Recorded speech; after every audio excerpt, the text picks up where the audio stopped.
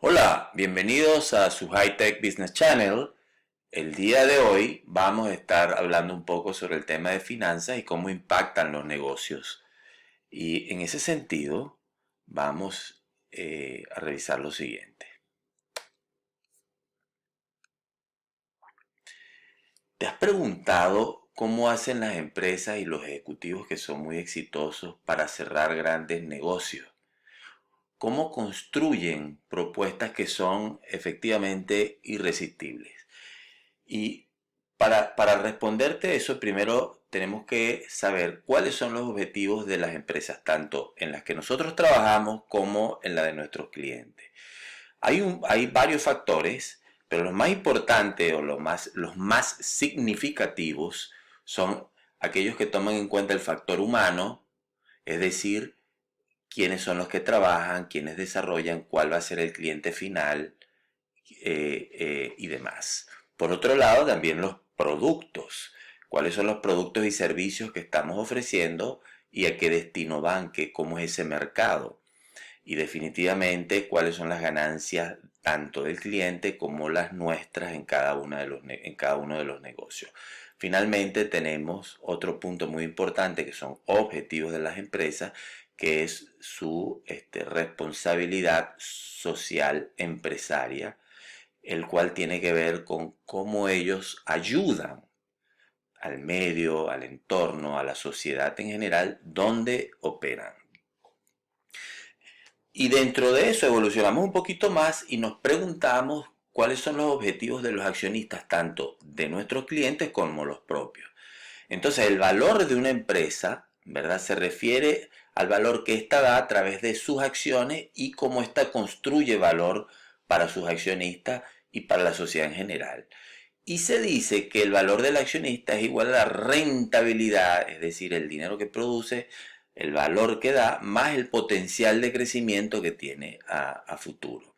Y eso tiene que ver con cómo incrementa las ganancias o cómo vende más, cómo reduce sus gastos, que tiene que ver con marketing, con todo lo que es servicios adicionales, y sus costos directos asociados a la producción. Finalmente, también la ecuación de valor del accionista habla de la optimización del capital de trabajo, que tiene que ver cómo gestionan sus inventarios, cómo gestionan sus activos para producir de la manera más eficiente. Eso les da en general una mejor posición financiera que valoriza la empresa. Esos son objetivos de los accionistas. Cada vez que tenemos un producto o un servicio, tenemos que apuntalar esos productos y servicios hacia los objetivos de los accionistas. Ahora, esos objetivos de los accionistas y de los clientes nuestros, ¿cómo se pueden medir? En un negocio de consumo masivo no es tanto esto, pero si le estuviéramos vendiendo en un negocio empresa a empresa, tendríamos que ver el balance general. Y en el balance general tenemos los activos, que tiene que ver con el dinero que tienen en las cuentas bancarias, que tiene que ver con el inventario que tienen, las propiedades y demás, viene siendo igual a la deuda. Si tienen deudas, si hicieron préstamos o tienen cuentas por cobrar, más el patrimonio que tiene que ver con lo que han aportado los accionistas. Eso te da el balance general. Y sobre el balance general podemos hacer, si lo estudiamos bien, el balance general de nuestros clientes, podemos hacer ofertas verdaderamente interesantes.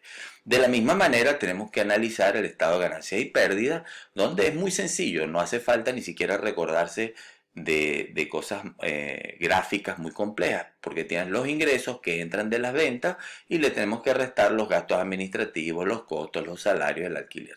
Eso nos da el beneficio neto de la empresa. Ese beneficio neto se vincula directamente al flujo de caja, y es lo que primero entra en el flujo de caja, que es una suerte de maquinaria y ductos conectados, ¿verdad? Donde el dinero que está entrando, parte de él lo podemos dedicar a inversiones, con lo cual tengo menos dinero en el flujo de caja. O también puedo pedir préstamos, con lo cual me entra más dinero, lo cual sería positivo de la cantidad de dinero que tengo en caja. O si tengo que pagar intereses de algún préstamo y demás. Entonces, ese es el flujo del dinero. Veamos a continuación cómo, tanto haciendo un negocio de balance general, uno de ganancias y pérdidas, y uno de flujo de caja, podemos ir ganando, nuestra propuesta puede ir tomando un cariz mucho más interesante para nuestro cliente. Asumamos que tenemos un cliente que tiene en activos 500.000 y en pasivos 600.000, esto podría indicar que tiene un posible problema de liquidez, porque por cada dólar que tiene de pasivo o deuda por pagar, solamente tiene 0.83 centavos en un momento determinado para afrontar esos dólares. Entonces, si la propuesta que hacemos nosotros con un producto o servicio tiene un costo inicial bajo y ofrece un plan de financiamiento que no impacta fuertemente su balance general, entonces tendríamos una oferta bastante ganadora y mucho más interesante para el cliente. En el caso de ganancias y pérdidas también tenemos que buscar el beneficio neto. Entonces, si un cliente tiene ingresos netos de 1.000.000, pero tiene costos de bienes vendidos por 400.000 y gastos operativos de 200.000, entonces el beneficio neto es la suma menos la resta de esos dos componentes, con lo cual, si yo puedo hacer una oferta que apalanque la optimización de sus costos de venta o de sus costos operativos, porque mis servicios o mis productos les ayudan a reducir esto, entonces van a tener, digamos, un incremento del 10%, podrían estar incrementando su ingreso neto que impacta el flujo de caja en 440.000 o en 40.000 adicionales. Es muy importante revisar en consecuencia el estado de ganancias y pérdida de los clientes. Finalmente, pasa lo mismo con el flujo de caja, donde nosotros podríamos estar apuntalando el negocio si nuestra propuesta de valor puede ayudar de alguna manera a que tengan más efectivo disponible para afrontar algunos otros proyectos. Así que viendo este caso, vamos a pasar inmediatamente a un caso real. En este caso real hay una licitación. Se estima que el cliente tiene aproximadamente 12 millones de dólares que necesita adquirir para mantener su operación y expandirla en productos y servicios. Y hay un desafío, que es que hay un competidor muy establecido que ya provee estas tecnologías de video y redes, por ejemplo, a este cliente. Ese competidor tiene una sólida presencia, tiene respaldo de sus unidades de negocio y están dispuestos a ganar con ciertas opciones del primer derecho de reofertar y otros.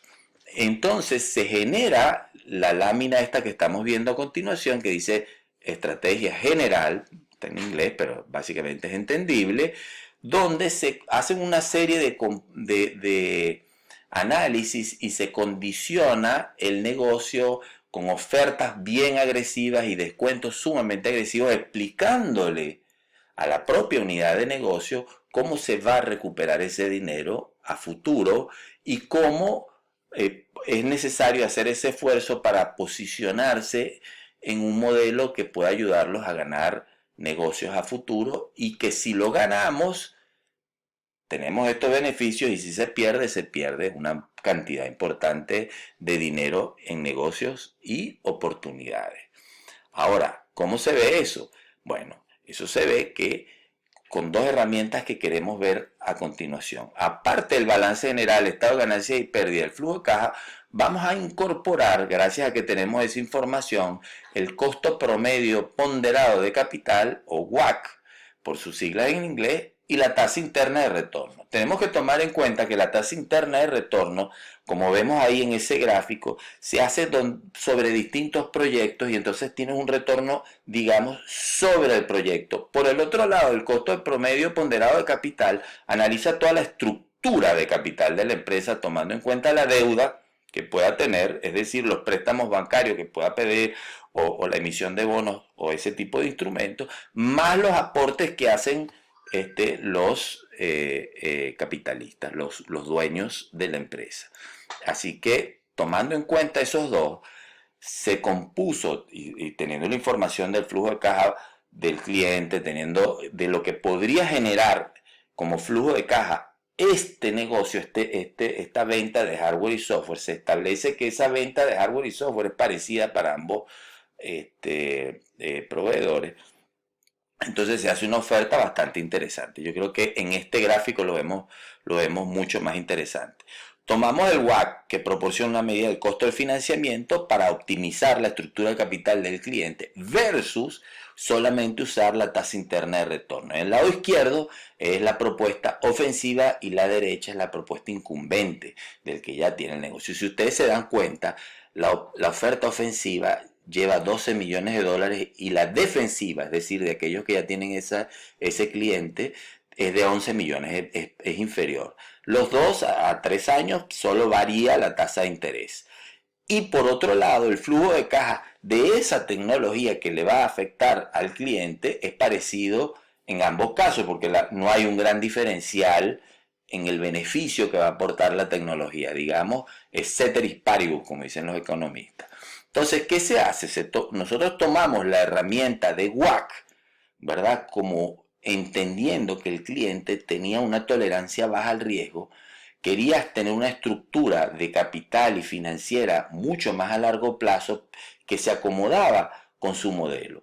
Versus si nosotros lo llevamos solamente al modelo de la tasa interna de retorno, que en la cual el incumbente era 67% versus la tasa interna de retorno de la propuesta ofensiva, que era 59%, en realidad lo que terminó decidiendo el cliente, por eso vemos este checkmark acá, es irse con un WACC menor, ¿verdad? Porque eso se alineaba más con su estrategia de estructura financiera de la empresa. Entonces, no todo lo que brilla es oro y a veces hay que entender bien los números y saber cómo está analizando el cliente sus finanzas. Así que a manera de conclusión en este video de hoy sobre el tema de los estados financieros, es que tenemos que entender los mismos para poder desarrollar una propuesta competitiva. Tenemos que observar cómo apoyamos con nuestros servicios y productos a reducir los costos, incrementar las ventas o optimizar el capital de trabajo. Y finalmente, buscamos herramientas adicionales, en este caso el WACC y la tasa interna de retorno, para apalancar nuestras propuestas y diferenciarnos.